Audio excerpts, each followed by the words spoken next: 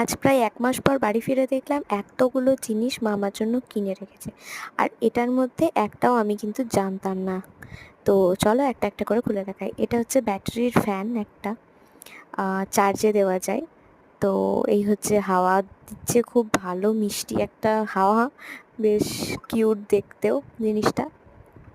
আর যখন কারেন্ট থাকবে না তখন এটা খুব সুবিধা হবে আমার, কারণ আমাদের মেসে খুব কারেন্টের প্রবলেম হয়, মাঝে মধ্যেই কারেন্ট চলে যায় এই গ্রীষ্মকালের টাইমে।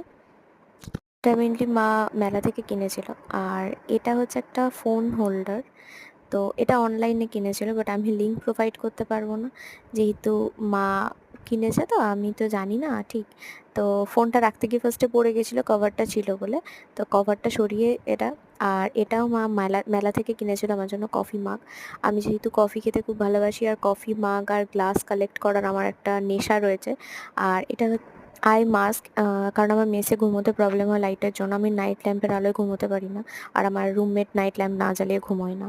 আর এটা হচ্ছে একটা রূপোর আংটি, যেহেতু আমি আংটি পরতে খুব ভালোবাসি। তো চলো আজকের মতো এই অবধি, টাটা, দেখা হচ্ছে নেক্সট কোনো একটা ভিডিওতে।